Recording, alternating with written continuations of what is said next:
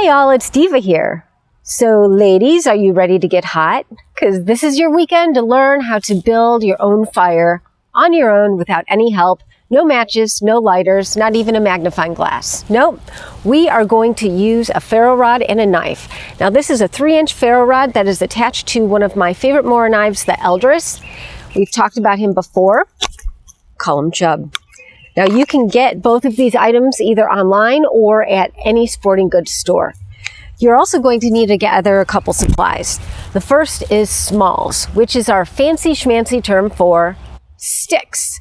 And you're going to need a lot of them. So think about grabbing a heavy duty trash bag to bring along with you.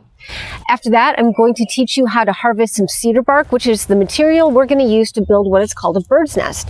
And that bird's nest is what we're going to ignite our smalls with and build a really cool looking fire. So I hope you're ready. Let's get ready to learn. Let's have some fun. Let's get hot. Let's build a fire. Let's go.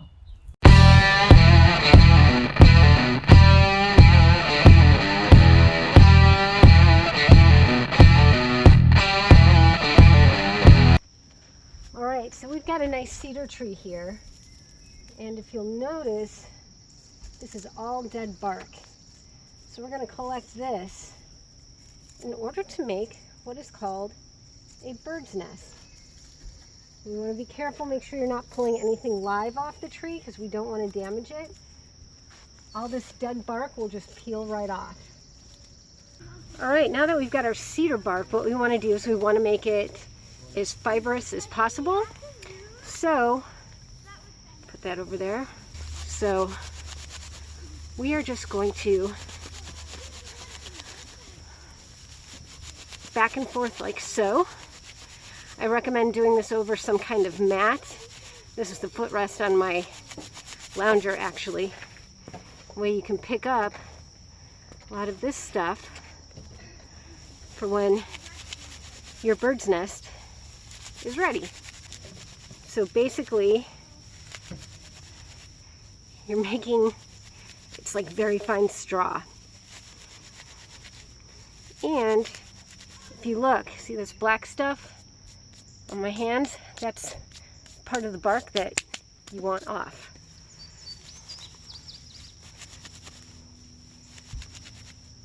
Now cedar trees are great and they're all over this place when we're camping. And once we're done here, I'm going to show you what a bird's nest looks like, how to make it, and what to do with it. And we're going to build our own fire without matches or a lighter or even a magnifying glass. And by the end of this video, you'll be able to do this too. It'll just take a little practice.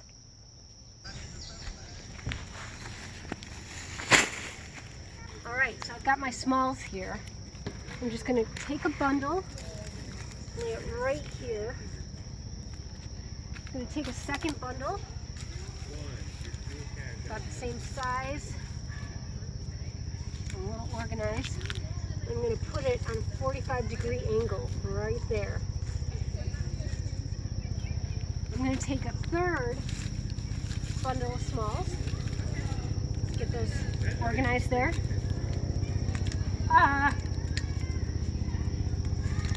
And I am, eek,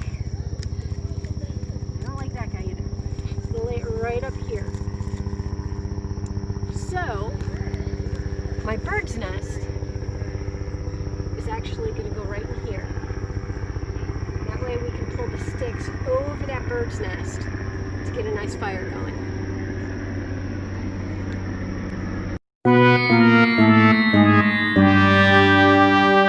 So this is our bird's nest. After we got all those fibers broken up and spread out, we've created what looks like a bird's nest. And what we're going to do is we are going to get some sparks flying off of a ferro rod to ignite that. And then we are going to place it down here, that little cave thing I said. That's our target area. So that's where we want our ignited bird's nest to go. We've talked about my favorite little Mora knife, the Eldris, and I have a 3-inch ferro rod attached to it. So when we're going to use a ferro rod, first thing we want to do is we want to grab the knife and brace it right up against our ankle. That way we don't have any slippage. It's important when you're using the rod that you don't pull up, you don't pull down. You want a straight 90-degree angle. So you just come straight back. There we go. Got a little ember there. We want to turn it over on itself. We got flame going. So we are going to take this stack here and we're going to move it right over the bird's nest.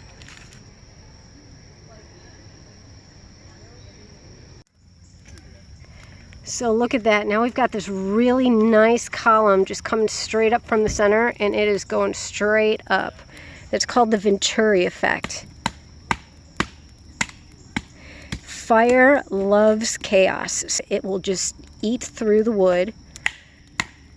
And there is my lovely husband in the background, just splitting some wood for us to put on fire so we're not wasting our resources. All right, guys, you see this tree right here ahead of me that's kind of leaning? That right there is a dead cedar tree. You can see it's detached at the ground.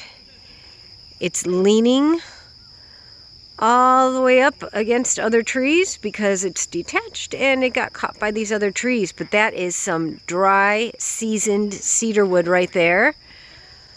Perfect for its wood. The oils are probably still maintained within it. And that is a lot of cedar bark right there. So that, ladies and gentlemen, is the mother lode, and that is what I want to get to. Another cool thing I wanted to show you, and I'm not sure how well you can see it here, but we were talking about the oils of a nice cedar tree, a nice fir. And look at that. Right here. You see that there? Right there. Whew! Well, thank you so much for sticking with me in this episode of Bushcraft Diva and how to build a fire with a ferro rod and a knife. Ladies, I hope you learned something. I hope you can take these skills out to the outdoors and recreate a fire on your own. If there's anything that you missed, please go ahead and rewatch the episode. Remember, we all have a learning curve. I have a huge learning curve. I'm not perfect. I don't know how to do all these things, boom, like that. It takes me a while. It takes me a lot of practice. And it's going to take all of us practice. But what's important is you're going to be able to go out with someone else that you care about who's really into the outdoors and do awesome things like this together. So if you have any questions, drop it in the comments. And while we're looking at the comments section, please hit like and subscribe. Head on over to the notification bell, hit select all, and stick with me for the next episode of Bushcraft Diva. Until then, be boss, be beautiful, be bushcraft. Thank you for watching.